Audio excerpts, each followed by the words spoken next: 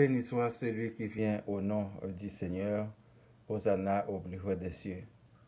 Nous sommes vraiment chanceux d'être en relation avec le Père par l'intermédiaire de Jésus, notre Sauveur, qui par amour pour l'humanité a accepté de donner sa vie sur la croix pour nous libérer de tous nos péchés. Nous invitons toutes les autres personnes, hommes et femmes, petits et grands, blancs ou noirs, quelle que soit votre race et votre langue, à venir réclamer votre place dans l'héritage du royaume de Dieu. Mais avec la seule condition, il faut le reconnaître comme votre Dieu et faire sa volonté. Bienvenue sur le web. Luc chapitre 13 du verset 1er à 35. En ce même temps, quelques personnes qui se trouvaient là racontaient à Jésus ce qui était arrivé à des Galiléens dont Pilate avait mêlé le sang avec celui de leur sacrifice. Il leur répondit, « Croyez-vous que ces Galiléens fussent de plus grands pécheurs que tous les autres Galiléens parce qu'ils ont souffert de la sorte? Non, je vous le dis.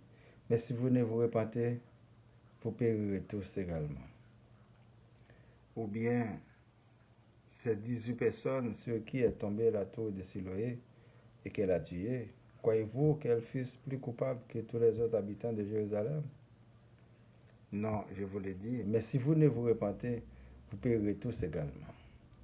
Il dit aussi cette parabole, un homme avait un figuier planté dans sa vigne. Il vint pour y chercher du fruit et il n'en trouva point.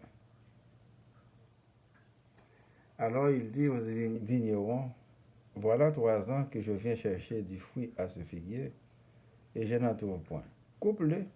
Pourquoi occupe-t-il la terre inutilement? » Le vigneron lui dit, « Seigneur, laisse-le encore cette année, je creuserai tout autour et j'y mettrai du fumier. Peut-être à l'avenir donnera-t-il du fruit, sinon tu le couperas. » Je suis enseignant dans une des synagogues le jour du sabbat et voici il y avait là une femme possédée d'un esprit qui la rendait infirme depuis 18 ans. Elle était courbée et ne pouvait pas du tout se redresser. Lorsqu'il la vit, Jésus lui adressa la parole et lui dit, « Femme, tu es délivrée de ton infirmité. » Et il lui imposa les mains. À l'instant, elle se redressa et glorifia Dieu. Mais le chef de la synagogue, indigné de ce que Jésus avait opéré, cette guérison un jour de sabbat, dit à la foule, « Il y a 6 jours pour travailler. Venez donc vous faire guérir ces jours-là, et non pas les jours du sabbat. » Hypocrite, lui répondit le Seigneur, est-ce que chacun de vous, le jour du sabbat, ne détache pas de la crèche son bœuf ou son âne pour le mener boire? Et cette femme qui est une fille d'Abraham et que Satan tenait liée depuis 18 ans, ne fallait-il pas la délivrer de cette chaîne le jour du sabbat? Tandis qu'il parlait ainsi, tous ses adversaires étaient confus et la foule se réjouissait de toutes les choses glorieuses qu'il faisait. Il dit encore, à quoi le royaume de Dieu est-il semblable et à quoi le comparerai-je? Il est semblable à un grain de sénévé qu'un homme a pris et jeté dans son jardin. Il pousse, devient un arbre et les oiseaux du ciel habitent dans ses branches. Il dit encore, à quoi comparerai-je le royaume de Dieu? Il est semblable à du levain qu'une femme a pris et mis dans 3 mesures de farine pour faire lever toute la pâte. Jésus traversait les villes et les villages enseignant et faisant route vers Jérusalem. Quelqu'un lui dit, « Seigneur, n'y a-t-il que peu de gens qui soient sauvés? » Il leur répondit, « Efforcez-vous d'entrer par la porte étroite, car je vous le dis, beaucoup chercheront à entrer et ne le pourront pas. Quand le maître de la maison se sera levé et aura fermé la porte, et que vous, étant dehors, vous commencerez à frapper à la porte en disant, Seigneur, Seigneur, ouvrez-nous. Il vous répondra, je ne sais d'où vous êtes. Alors vous vous mettrez à dire, nous avons mangé et bu devant toi, et tu as enseigné dans nos rues. Et il répondra, je vous le dis, je ne sais d'où vous êtes. Retirez-vous de moi, vous tous ouvriers d'iniquité. C'est là qu'il y aura des pleurs et des grincements de dents, quand vous verrez Isaac Abraham et Jacob et tous les prophètes dans le royaume de Dieu, et que vous serez jetés dehors. Il en viendra de l'Orient et de l'Occident, du Nord et du Midi, et ils se mettront à table dans le royaume de Dieu. Et voici, il y en a des derniers qui seront les premiers, et des premiers qui seront les derniers. Ce même jour, quelques pharisiens vinrent lui dire, va-t'en pas d'ici, car Hérode veut te tuer. Il leur répondit, allez et dites à ce renard, voici je chasse les démons et je fais des guérisons aujourd'hui et demain, et le troisième jour j'aurai fini. Mais il faut que je marche aujourd'hui, demain et le jour suivant, car il ne convient pas qu'un prophète périsse hors de Jérusalem. Jérusalem, Jérusalem qui tue les prophètes et qui lapide ceux qui te sont envoyés. Combien de fois ai-je voulu rassembler tes enfants comme une poule rassemble sa couvée sous ses ailes, et vous ne l'avez pas voulu. Voici, votre maison vous sera laissée, mais je vous le dis, vous ne me verrez plus jusqu'à ce que vous disiez, béni soit celui qui vient au nom du Seigneur. Mes frères et sœurs bien-aimés, pour la prédication, non, je vous le dis, mais si vous ne vous repentez, vous payerez tous également. Ou bien ces 18 personnes, ceux qui est tombé à la tour de Siloé et qu'elle a tué, croyez-vous qu'elles fussent plus coupables que tous les autres habitants de Jérusalem? Non, je vous le dis, mais si vous ne vous repentez, vous payerez tous également. Aujourd'hui, c'est le moment de faire le mea culpa, de se poser les vraies questions. Nous avons un phénomène qui fait rage chez nous, l'insécurité généralisée dans toute sa grandeur. Il n'y a plus rien à cambrioler parce qu'on ne travaille pas avec le pays loc. La drogue est au ralenti. Les trafics de toutes sortes sont stoppés avec la pandémie. C'est une grande calamité. On kidnappe des gens pour les rançonner, pas parce qu'ils ont de l'argent, mais sur le compte de la famille et les amis qui peuvent contribuer afin de sauver la vie de l'otage, menacé par les ravisseurs qui travaillent pour leur solde ou pour un patron anonyme afin de ramasser un magot. En plus, un gouvernement qui lutte pour sa vie dès le premier jour de son investiture. Une opposition égocentrique qui est sur la respiration artificielle. Il n'y a point d'argent, mais on ne le dit pas. Jésus est allé toujours plus loin. Les autres qui sont victimes sont-ils plus maudits que vous? Non. Les autres sont-ils plus pécheurs que vous? Non. Ceux qu'on kidnappe, ceux qui sont des kidnappeurs, ceux qui tirent sur des gens au hasard, sont-ils les seuls méchants et criminels? Les Rougans, les Mambos, les Bokors, les malfaiteurs qui utilisent la magie, sont-ils les plus cruels? Non. Les clients, les idolâtres aussi sont pareils à eux. Eh bien, la solution pour vous, c'est la repentance pour ne pas périr comme eux au dernier jour. Chacun doit chercher à l'instant même d'écrire son nom dans le livre de vie, car personne ne sait quand notre contrat sur la terre arrivera à l'échéance. Peut-être à l'avenir donnera-t-il du fruit, sinon tu le couperas. Cette parabole du figuier nous explique la patience de Dieu pour nous. Quoique méchants que nous sommes encore vivants. Nous ne rendons pas encore l'âme, parce qu'il y en a qui vont repentir au dernier moment de leur vie.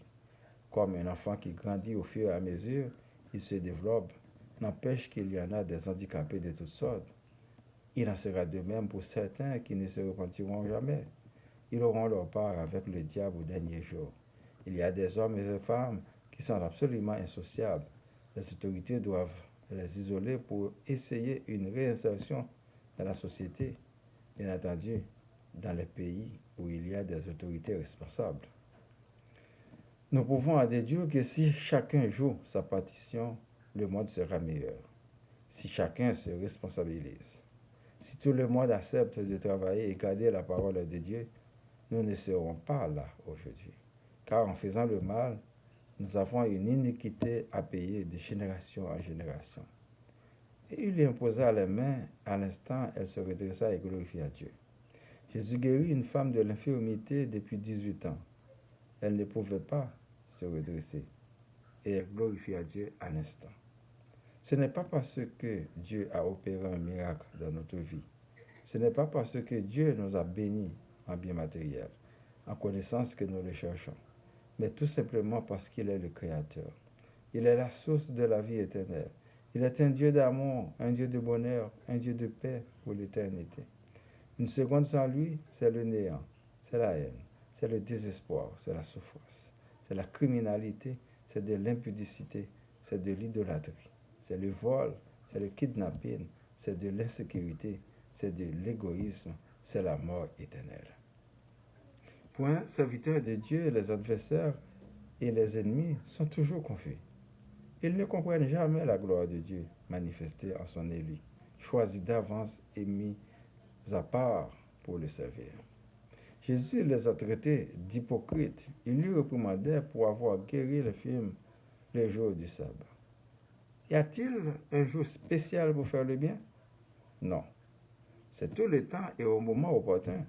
De même, nous sommes très sensibles pour nos proches, pour protéger nos biens. Il en est de même pour nos prochains, dont nous rencontrons à l'improviste et pour les biens d'autrui. C'est cela la parole de Dieu. Il est semblable à un grain de sénévé qu'un homme a pris et jeté dans son jardin. Il pousse, devient un arbre et les oiseaux du ciel habitent dans ses branches. Faire la volonté de Dieu, c'est toutes les petites choses, les miniatures qu'on a faites dans la vie.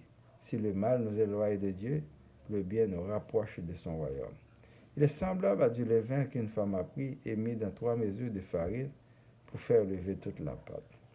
Le royaume de Dieu, c'est tous les petits gestes et les grandes actions d'amour envers les autres qui feront de nous enfants de lumière, enfants de Dieu.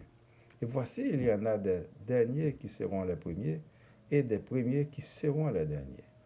Il y en a qui ont bien commencé et qui ont chuté en chemin, et d'autres qui étaient dans l'ignorance et qui ont emboîté le pas. Heureux ceux qui veulent, ceux qui s'efforcent d'entrer par la porte étroite pour le salut. Le nombre est peu nombreux et le chemin est périlleux, mais la récompense sera grande au dernier jour. Alors travaille fort. Ce même jour, quelques pharisiens vinrent lui dire, va-t'en part d'ici, car Hérode veut te tuer. Nous voyons que Jésus, malgré la menace du roi Hérode de le tuer, il n'avait pas peur. Il y avait la prophétie à accomplir. Il a pu continuer son chemin comme si rien n'était. C'est notre exemple d'aujourd'hui. Malgré vents et marées, nous décidons d'aller au paradis que le Père nous avait promis. Pour ce faire, nous demandons que le Seigneur nous accompagne tout le long avec le pouvoir du Saint-Esprit. Jérusalem, Jérusalem qui tue les prophètes et qui lapide ceux qui te sont envoyés. Combien de fois ai-je voulu rassembler tes enfants comme une poule rassemble sa couvée sous ses ailes et vous ne l'avez pas voulu. Nous pouvons prendre un exemple aujourd'hui. Tous les criminels qui emprisonnent, qui tuent des prophètes, des prédicateurs, des appelés de Dieu afin d'installer leur tyrannie, afin de bafouer la vérité. Dans nos tribunaux, c'est la justice de l'argent. La police a été créée par et pour servir et protéger les gouvernements, payée par les taxes des contribuables, mais pour faire faux semblant servir et protéger le peuple parfois. L'institution agit toujours sur la dictée des gouvernements et légalisée par nos élus qui édictent les lois et le règlement de fonctionnement sous nos yeux aveugles et notre ignorance. Demandons à notre Dieu d'amour d'effacer nos iniquités, de tenir sa fidélité et son alliance avec nous afin de nous sauver. Que son règne vienne. Nous prions pour ma famille, nos familles, les amis du groupe Spiritualité. Monsieur René, Monsieur Estimable, Monsieur Adrien, Madame Raymond, Madame Nobel, Madame Noël-Saint, Monsieur Altidor, Monsieur Étienne et famille, Monsieur Lavo et famille, Monsieur Emmanuel, Madame Monique, Madame Naomi, Madame Micheline, Madame Fania, la Marielle, service d'urgence, les leaders politiques et religieux, gouvernement, les démunis, les personnes malades, les gens d'affaires, les personnes en mobilité réduite, les persécutés, Ville Laval, Montréal, la province Québec, Canada et le monde entier. Que le Seigneur efface nos iniquités, qu'il nous délivre de notre ennemi, qu'il nous donne la vie en abondance. Nous récitons notre Père, qui es aux cieux. Que ton nom soit sanctifié, que ton règne vienne, Que ta volonté soit faite sur la terre comme au ciel. Donne-nous aujourd'hui notre pain de ce jour. Pardonne-nous nos offenses comme nous pardonnons aussi à ceux qui nous ont offensés. Et ne nous laisse pas entrer en tentation, mais délivre-nous du mal. Car c'est à toi qu'appartiennent le règne, la puissance et la gloire au siècle des siècles. Amen. Je vous souhaite de passer une bonne journée, une bonne semaine. Lisez toujours votre Bible. C'est votre serviteur, Boniface Paradon. Merci et à la prochaine.